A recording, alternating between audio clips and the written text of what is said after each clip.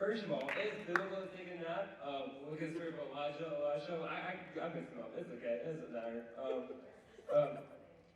Taking a nap is biblical. So we take a nap in the back classroom. It's totally okay. So I'm going to share my story. I'm going to share my testimony. So I'm doing my whole message. Everything I planned, I feel like 5 minutes ago, God was just like, throw it out. One thing you know about me, need to know about me, is my core values. What I stand for. The 5 basic principal truths that I base my life around, and I base my future around. It's integrity. I will lead out of integrity. I will never lower my morals in order to gain fame, popularity, humility. Something I struggle with a lot. I think any church leader will struggle with that. You can look at documentaries that came out, I'm not going to name names of. But, you know, the quote I always in my life by is, you either be humble or you be humbled. So you be humble, or God's going to humble you. And you don't want to be humbled by God. Simplicity. I believe the gospel is simple. I believe that you don't have to be, you don't need the light and the loops, and you don't need the screens, and you don't need all of this to preach the gospel. I brought a guy here on Sunday from El Salvador, does not speak any English, has no idea about any of this, but he got the gospel. Like the little glow stick that we did Sunday, he got the gospel. Simplicity. What's the fourth one? We're going to skip the fourth one. It's obviously not that important. I'm blinking in the moment. It's okay. The last one, the most important one, is authenticity. I want to live my life authentic. I want to be real and raw. When I preach, when I speak, I don't want to be out of fan popularity. I don't want to be up here and preach a good message. You guys get emotional, and then you cry at the altar, and you go home, and your life's still the same because you're still living the same old, and you're not living in Jesus. There's a quote I heard this morning. It's the only way I read my notes, and I'm going to throw my notes away because I don't need them. Because I don't know what we'll share, but Jesus will share. Another thing I'll share is a fresh surrender is met with a fresh going.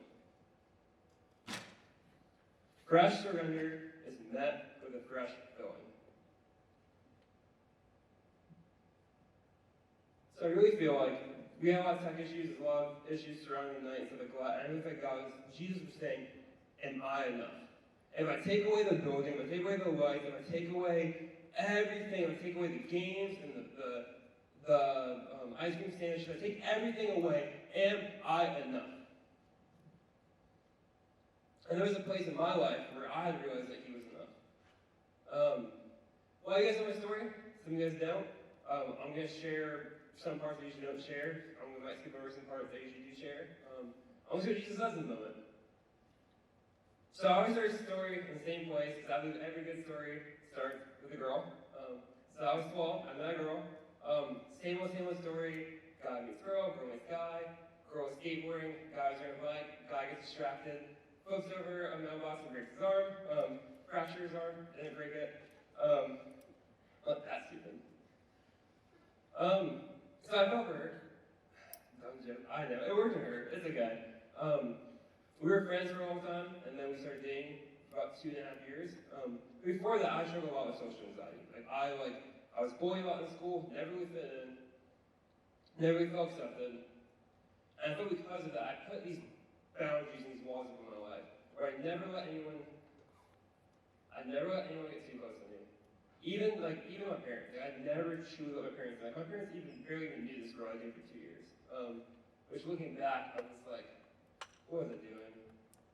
I felt like if I kept me and her in this bubble, in this wall, that no one else no one could hurt me, no one could hurt her, no one could take it from me, I would never be alone, I would never be afraid. I put all my trust in her, I put my faith in her. She believed, so I believed. My parents believed, so I believed. I never really had a true understanding of the gospel myself. But people around me believed, so I was betting that their salvation would help me get to heaven, or whoever messed with theology that is.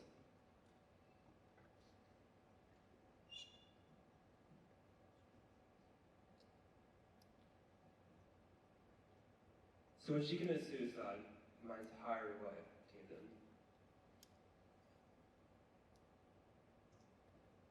The night I found her was the night that all my hope was taken away, my faith was shattered, these walls that I put up to keep us safe were broken. And I felt so lost and so helpless.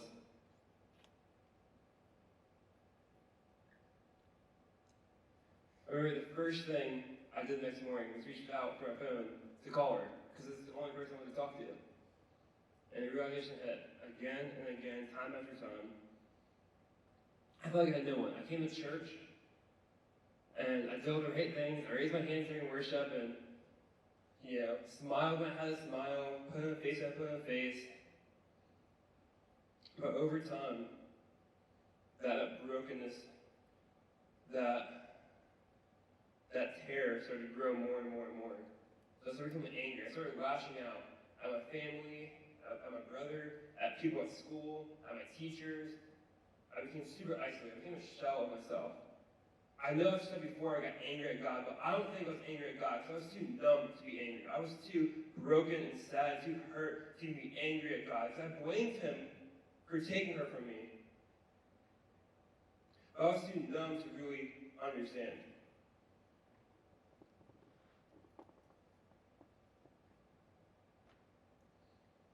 And after a while of living that brokenness, living that numbness, living in this place where I thought that I could get better, living in this hopelessness, looking for hope in all the wrong things, trying to move on all the wrong ways, from toxic relationships to drugs to all the wrong friends, all the wrong places, I finally said that I couldn't get better. So one night I decided that was it. Without getting too much details, because I want to be careful, I want to respect rules and privacy and people's feelings. One day I went to bed with the expectation that I should not wake up. And I should. Medically speaking, I should have not woken up. I didn't. And was I happy that my attempt didn't work? Was I excited? Jesus, thank you so much for giving me a second try? No, I was so disappointed. Because I felt like I failed at living, and now I failed at dying. I felt so pathetic and so helpless.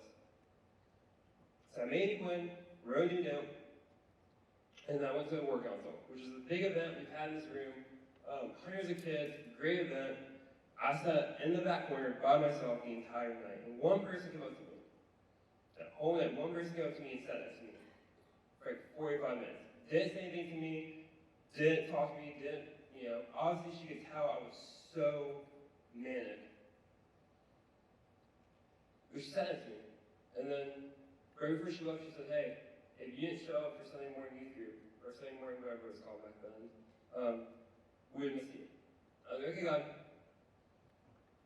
I'll give you 1 month. It's end of September, I'll give you to end of October. I'm going to 2 Christian camps. Do something. If you're real, prove it to me. If there's hope, show it to me. I'll give you 1 month. And so at the end of the month, I went to camp, and it was the worst experience of my entire life. I felt so degraded, I felt so belittled, I felt so hurt, I felt so broken, I felt even more abandoned and alone than I've ever had in my entire life. The next week, I compared it to like Christmas. I was so excited for the month to be over, so I could just leave everything, that it did not matter. I was just so focused on that one day. So I went to the second camp. I went to youth camp. And I was just trying to get through the weekend. I was like, listen, I don't want to be here. I'm just ready. Friday night, I was over it. I was done. Saturday morning, over it, done. Saturday afternoon, over it, done. Saturday night, Micah came and prayed for me. If I could look at one moment in my entire life of why am I here right now in this seat talking to you guys, it is because of that one moment with Micah Goodman. I remember he prayed for me. I let everything out. I let all of my emotions, all my feelings, all the brokenness, all the pain, everything I tried to bottle up, all of these feelings I was ashamed of, I was trying to hide, that all these feelings of feeling worthy and broken and ashamed and hopeless, I let out. He has giant tears sitting on his shirt. I wish he still has that shirt somewhere. I love it. In that moment, I felt freedom. I felt hope. I was like, there is something more. Like, I felt the love of Jesus like I've never had in my entire life. I felt that someone out there loved me, that cared for me. And little did I know that the entire time there's people that cared for me. The entire time I couldn't see it, I couldn't feel it, because it's based on a life of emotions and not logic. But there's people out there. One of my favorite verses is Proverbs 17:17. And it says, friends will love you at all times, and brothers may for time of adversity. Brothers are made for a time of adversity. I remember the amount of times that John Romaine has let me cry on his bathroom floor, or his kitchen floor, or his living room floor, or his steps, or his porch, can't forget the porch. The amount of times I just wept and cried out brokenness, and that he was just there for me. So I was at camp. Going back to camp. And Saturday night comes, Sunday morning, we do worship by the lake, and I go to my friend Judah. I'm like, yo, Judah, what's up, bro? I think I should get baptized because I don't want to stay in the same place I came in as. And he's like, cool. I was like, when everyone goes back to eat, breakfast, can you stay, and can we go to Micah to be baptized with me? Next thing you know, someone in the mic's like, hey, someone should get baptized. You feel like, God, I think actually Jennifer Lane that grabbed the mic with Faith and Brandon and said, hey, we feel like someone needs to get baptized. And I was like, oh, that's me. I was like, that's me. I just said that. I said that. And she was like, bro, you said that. You just said that. I was like, that's me. And there's a video somewhere on Facebook of John Romaine to my left and Micah Goodman to my right, baptized me in this camp. Is that where my story ends? No. I got baptized, I got saved, I found the love of Jesus, accepted him as a Lord and Savior, but that is not where it ends, that will never be where it ends.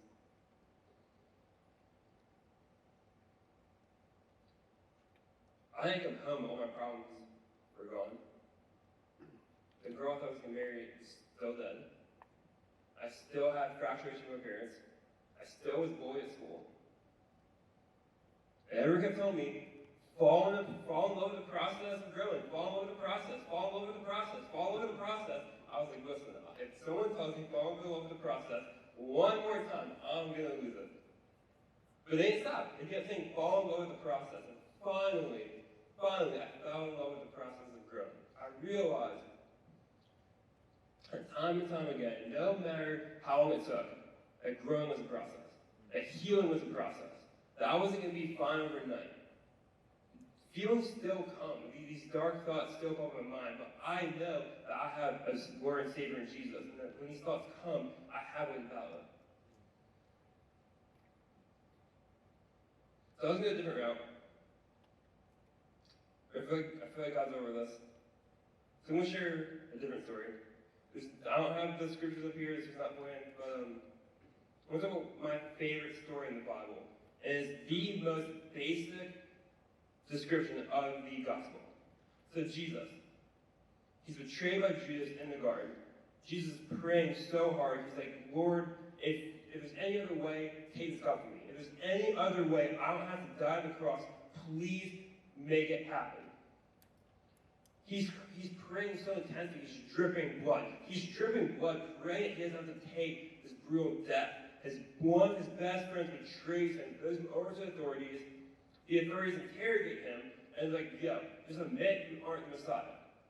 Speak. And Jesus says nothing. They keep interrogating him, keep asking questions, and Jesus will not speak. That was his opportunity. He didn't want to die on the cross. He could easily have said, I'm not the Messiah. I'll put out your rules, you politicians, whatever. Like, let's move on.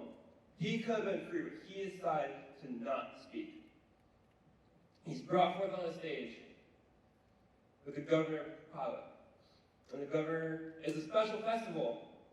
And the governor has the opportunity to set one prisoner free. And the crowd gets to choose. So he's like, hey, I have Jesus, who's loved people, who has healed people, who has done works and miracles and wonders. He has done nothing except upset politicians. On this side, I've got Barabbas, who has murdered people, and is a thief, and is a thug, and is leading a rebellion against the Roman Empire, and is a murderer. Who do you want? And the crowd goes, we want Barabbas, free Barabbas, save Barabbas. Was it political? Was it the rebellion? It was spiritual. Because when Jesus didn't speak earlier, when Jesus chose to walk on that stage, Jesus was looking at Barabbas, he was looking at this thug, looking at this murderer, looking at this thief, looking at this human being and saying that I love you enough to take your place. You'll never understand the sacrifice I'm making. You'll never do it. Barabbas, you'll walk off the stage. You'll go back to your friends. You'll go back to your life. You'll still be a thug. You'll still be a thief. You'll never turn to me, but I'm still taking this for you. Barabbas, you deserve this. Not me. Barabbas, you deserve to die on this cross. You deserve the pain. You deserve the torture. You deserve it, not me. But Barabbas, I'm taking your place.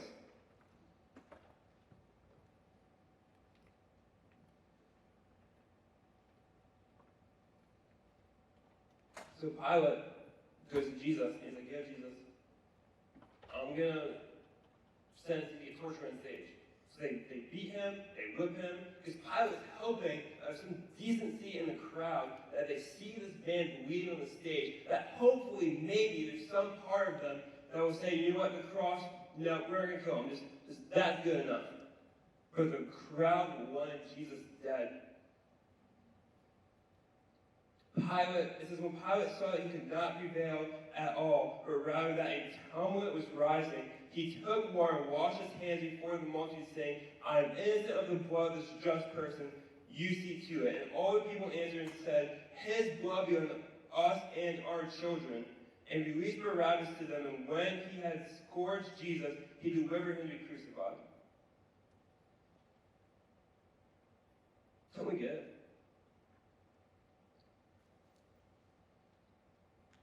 This is what it's about. It's not about, which I love, it's not about travel wars. It's not about the events during the summer. It's not about the walk-ins. It's not about the perfect worship song. It's not about the perfect message. It's not about the LED screen. It's not about the lights. It's not about the building, but it's about the person that took the cross for us. You know, we're saying, oh, I heard this on Sunday. I heard this on Sunday. It was Easter Sunday. I heard this message 1,000 times. Well, then why are you living like it? There were so many times I heard this message, and I knew it. I raised my hand, I came to the altar and cried, but I went home and clung to my hopelessness. I clung to my brokenness.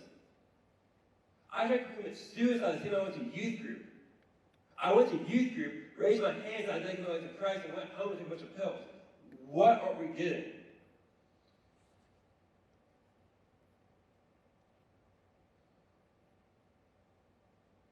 Because if I understood, and there was a man that loved me so much that he saw me at my purest, rawest, darkest moment and still said, I love you. When he saw me when I was far from him, when he saw me when I was on drugs, when he saw me when I was cheating, when he saw me when I was hopeless, when he saw me when I was broken, when he saw me at my worst, when I was angry, when I was bitter, when I was numb, when I was far from him, when he saw me, he still said, I have a plan and purpose. The crazy thing is that's the exact reason I'm on the stage today. All that brokenness, all that shame, everything I've been through is why I'm on the stage today. Now, Isaiah 54, 16 and 17 says, Behold, I have created the blacksmith who blows the coils in the fire, who brings forth an instrument for his work. And now I've created a spoiler to destroy. No weapon formed against you shall prosper, and every tongue which rises against you in judgment you shall condemn. This is the heritage of the servants of the Lord, and the righteousness is from me, says the Lord. I have created the blacksmith who blows the coals in the fire. No weapon formed against you shall prosper. The weapon that was meant to take me out, the weapon that was meant to destroy me, the weapon that was created by the enemy, that was meant to make sure I was never here, is the exact same reason I'm on the stage. My testimony is the weapon that I now get to use to help you guys, to tell you guys of the love of Jesus, to tell you guys about hope, to tell you guys about mercy, so that I can in turn help you guys in your life, so that way you guys can be on the stage in a couple of years, and you guys can be in the same, or you guys can go out and tell the people in your schools, in your towns, in your cities, and other countries about the love of Jesus, the love that took a sacrifice for you, the love that no matter where you're at and what you're doing, the love that says that I choose you. When the world says I don't choose you, when the world says that you're wrong, when the world says everything about you, Jesus says, I choose you.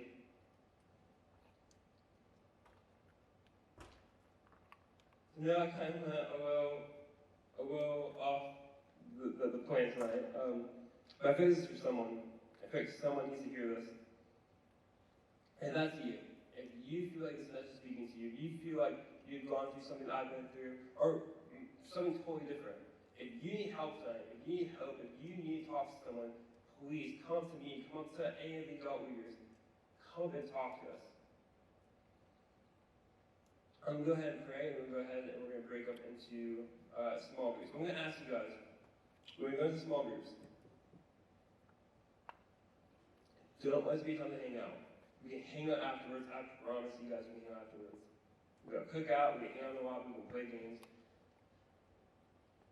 I think someone needs to hear us tonight. Someone needs to talk. Someone is looking for help, and they will find it tonight. So if that's not you, let's help that person. Let's love that person. Let's show that person the love of Jesus. So I'm going to go ahead and pray, and Aaron's going to come up and we're going to small groups. Yeah, Jesus. Thank you for the sacrifice you took. Thank you for choosing us. Thank you, God, thank you for sending your Son to come, to show us love, to show us mercy, to give us a second chance. Give us a chance to show us love that we never would feel before, God. I pray tonight when we go into small groups, God, I pray that you focus on you. I pray that we will ask questions, we will answer, we will talk that we never had before. I pray for vulnerability in this room. I pray that any walls that we had up will fall. I pray that tonight we'll seek after you. That fresh surrender will bring a fresh filling. And we'll surrender our shame, our fears, and our doubts. We'll surrender all to you. And we fill with your love and your joy and your mercy tonight. In Jesus' name.